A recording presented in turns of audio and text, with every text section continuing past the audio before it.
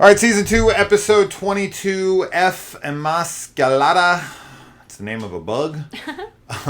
Name of bug. Name of bug. Yeah, I didn't know what the hell that was when I was doing it, and I was like, we're gonna get like 6 episodes ahead, and then I'm gonna forget what the title means. Yes. It's the name of a bug. Name of bug. I made sure I got that note.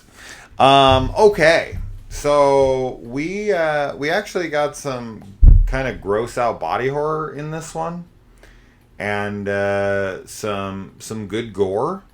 This is like one of those. This reminds me of the movie like Outbreak with Dustin Hoffman or something, where they're trying to prevent a global pandemic, right? So this bug gets in you, and it tries to spread this like virus, and the virus, like, these people get these big like blisters on their face that swell until they pop, and if any of that stuff gets on you or in you, you're infected, and there's really nothing they can do about it. It's just, the mortality rate is pretty much 100%. And the good thing with that, though, is that it's I got to learn this from after the pandemic, like while it was happening, should I say. I was looking into it, and they said that, like, something like the bird flu that killed like 60% of people, that it did, the higher concentration of like kills that like, if it's too good at its job, it dies very quickly, because it just can't spread fast enough, right, yeah. Because the hosts just die too quickly, it's too efficient. Stupid viruses. So the virus has to like have a longer incubation period. It has to have a lower mortality rate, and it has to linger longer for it. Like, there's like a perfect virus out there that could fucking take us all out, but it just hasn't happened yet. Obviously, things in the past, like the Black Plague and all that kind of stuff, could have taken us out, but we figured that out, thank God. But yeah, when you have something like this that spreads so fast, and it kills you so fast, these kinds of things, they wouldn't spread very far. These would be very easy to contain because the symptoms show very quickly. They're, the people who have them die very quickly, so they can't get very far, right? Like, you can only get so far, and you can only infect so many people so fast. And when people are sick like that, they typically like go somewhere. And when they have something like that come in, they would like quarantine it. So something like this, something this crazy, this fast, it doesn't spread quick enough for it to be deadly. So I think they'd probably be all right, but obviously you want to cut down the casualties as much as possible. And with this one, they do shut it down. But once again, Scully has to. She thinks she's possibly infected. Much like the Ice episode, the Thing homage episode. She's got to like check her blood and be like, all right, let's look. Which is, the amount of times that Mulder and Scully have thought they might be dying or were dying or died or whatever. So many times. So They're many. always in danger. Of course. We talked about their year-end review being like, oh my God. Oh my God. Yeah. Oh yeah. They said like, we've been at this for a year and a half, and I'm like, dude, you guys have lived 18 lives. You've had more close calls than 15 other people will have in their entire life. You got Dean Norris in here from Breaking Bad. This dude, he was like born to play a cop on TV. Everything I've ever seen him in, ever, he's just a cop. This is like that other guy that we were talking about a few episodes ago. That's always like an army guy. Glenn Morshower is one. Who's always an army guy. And then, we had another guy, the guy who's in all these episodes as different, like, military guy. Different man. Like 5 different military guys in the show. Yes. The dude from 24. There's just, it's the typecasting. It's you're the Native American guy in all the movies now. Yes. That's what happens. That's what it is. So seeing Dean Norris in here, it's like, as soon as I saw his name on screen, I'm like, cop. And wouldn't you know it, he comes out He's a cop. Oh yeah, so Scully like breaks into like check out these bodies, which you know, I love me some Dana Scully, obviously, but Dana Scully is definitely not the best doctor. I'm just going to say that right now. We've said this a few episodes now. Not only does she never perform chest compressions or try to ever save anyone who's just died to make sure that, you know, they are actually dead and cannot be brought back, to apply pressure to wounds or anything.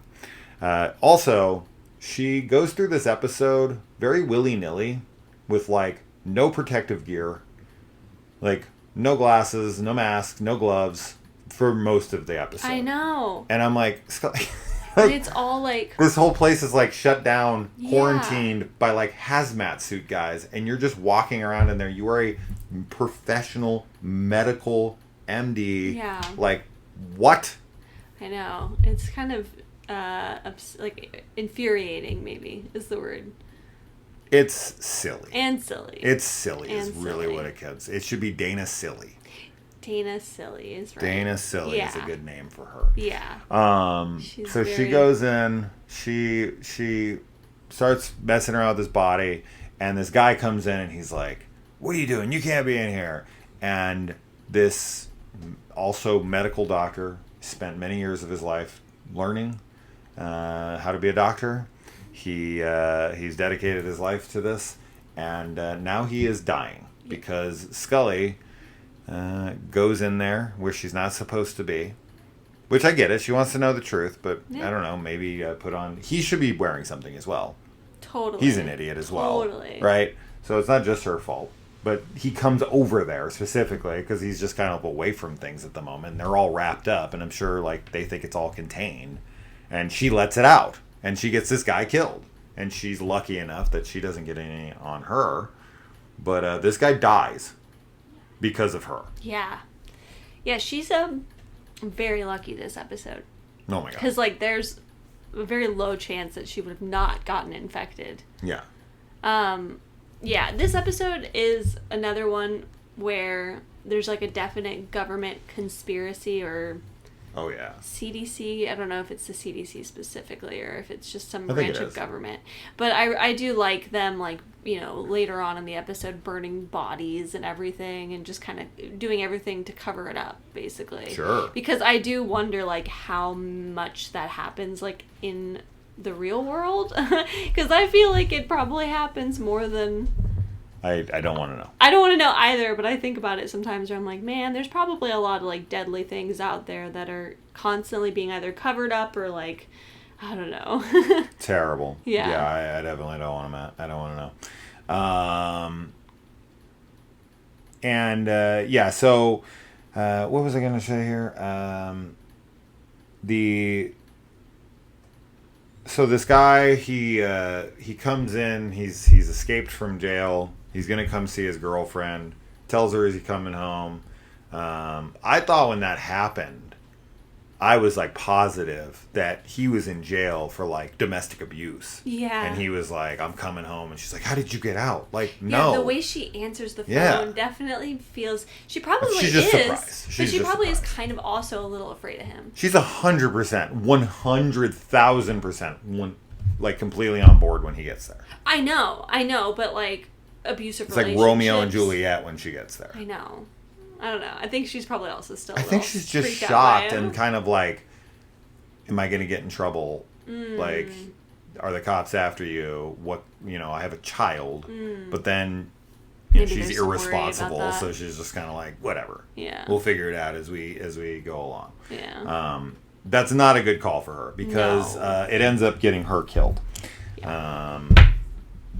Right? She gets infected. Yeah. Yeah. Oh, yeah. She's, like, she's in the little facility, and Mulder's, like, trying to get her to talk. Right. And she's like, you could have saved us. Like, you didn't do anything. Yeah. Terrible. Yeah. Him and his buddy. Right, because she's trying to help him in the bathroom, and he, like... vomits, like, in her mouth. Squirts on her. Yeah, he doesn't vomit, but it's gross. I don't like it both times. Or, like, I feel like every time we see somebody get infected, they're just like... mouth open and it goes directly into their mouth. Oh, yeah, it's gross. It's nasty. I'd like to know this because I didn't understand it when it happened. So they leave them alone to clean up the body, which... Do they not realize that they're probably going to get infected? It doesn't matter. That's not the question. They don't care about them because inmates to them are subhuman. Yeah. Which is terrible, but it is what it is. And they... but then they're left alone to clean up, and then they escaped. Yeah, I don't remember if we found out how they escaped. Kind of just like cuts, and they're like gone. They're just like in a car. Yeah. And they like attack someone at a bathroom and take their car. Yeah. Like they're just like left the door open, I guess. They're like, clean up this cell and don't leave. Just make sure you don't leave. We're gonna leave this door open, but you guys are good, right? We trust you. That's like what it felt like. Yeah. Unless I missed a moment where like because sometimes I'm taking notes, sometimes I'm like making food for everyone. I get up for a second. Yeah, and this is a few episodes ago as well. So we're only 7 episodes behind right now on our reviews. We've watched all the way up till season 3, episode 3 at this moment. Anyway, I don't remember how they escaped. No, I'm telling you, I think you're there is right. no explanation. I thought it was They're just like straight up mixing. outside like a rest stop. I mean, definitely there are times in these episodes where, as far as the timeline of things, there's maybe like a missing scene, and it's totally because of the timing. Like they just can't fit that much in. I mean, I guess you could. I don't know. I know. You could at least throw in a line. Yeah.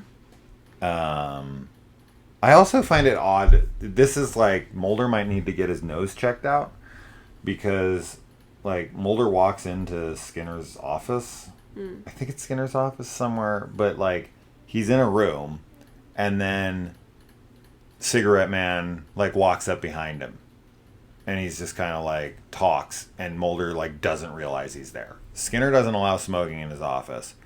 The dude is 100% of the time smoking, and he is smoking when he walks up. He's always smoking in and his Mulder office. Does not smell him when he walks in. I know. Like if you were smoking in a closed room, you would He walk in probably and be like, doesn't cigarette, He cigarette, probably smoking doesn't man's smell around. him because the smoking Smoking man is always there, so it just smells like cigarettes all the time. Because like when you smoke, 100%. When you smoke inside, when you smoke cigarettes inside, there's a difference between it smells like cigarettes in here, and there is a lit cigarette with smoke filling the room. There's a big difference. The literal whole room would be filled with smoke, and there's a difference. There's a thicker smell of like, someone's smoking right now as we speak. I mean, you're right, but I'm just trying to give Fox an excuse. Sure. Okay. Also, it's just as a comment too, because for those who have seen the show, like we know that Skinner is, and even at this point, like Skinner is on the side of Mulder and Scully, but it really sucks because like I think you can see how much he's being controlled by the smoking man. Like he's always there when Fox and Scully come in. Yeah. Almost always there, and when they're not there, he's talking to them and trying to get whatever. Like it sucks for Skinner. There's another scene here that is kind of silly to me, and Mulder gets on the bus to look for this guy who's about to infect everyone. He looks on the bus. He doesn't see him immediately, and instantly like blows his cover to try to talk to the bus driver very loudly. And then the guy walks out of the bathroom in the back. Yeah. And it's like, this guy would be sick. You didn't think? Like, everyone knows that these kinds of buses, at least Mulder should know this, that these kinds of buses have bathrooms in the back. Like, you didn't wait. You didn't look back there to see, like, it's the bathroom. Like, I get it. He's frantic. Like, this is an explanation I can accept that Mulder he just spaced it. He's flustered. He's looking fast. He's on a time crunch. Like, if he's not on this bus, where the hell is he? Every second counts. Yes, chef.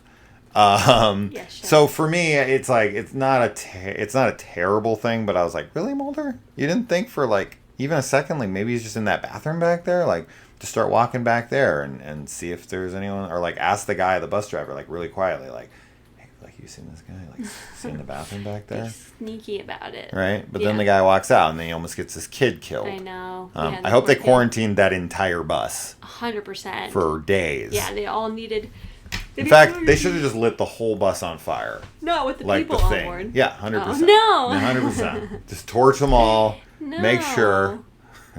No. It's got to be like the thing, man. McCready, Childs, and not everyone else. Windows, they all understand their fate. Why can't this bus of families also be like, you know what? I'm with McCready. They're not scientists. I'm with Outpost 31. What? No. They need to sacrifice themselves for the good of the world. Light me on fire. Come on, baby, light my fire. Do you want to get lit on fire? You wouldn't want to be quarantined first just I'm better than these people. If you're infected? I'm more important. They're not important. What? Oh my goodness. I'm kidding. Obviously, just quarantine them and make sure they're good and send them home. But 18 dead. That's what we get. Episode, we get 18 people who die in this episode. That's a lot. This bug episode is not my favorite. I still prefer the episode from season 1. Ice? They are in the Pacific Northwest, and the logging episode, the trees and the the old bugs. Yeah. I prefer that one. I think that's a really cool episode. This one's fine, but it's not my favorite. But it does have some good body horror in it for sure. I like this one. Yeah. I dig this one. I don't like Dano being more willy-nilly with the safety protocols that every doctor should take while searching around a facility with highly contagious bodies with a contagion that is not known. Yeah. Like, she should be on full She should be a little red bit alert. more on top of things. Especially she would blend in more, too. Totally. Versus when she's, walking up and being, looking under the things and... They're like, who's that sexy redhead walking by without anything on? Without anything on. See how I Freudianed that one? Yeah. All right, guys. That's it. Emasculata out.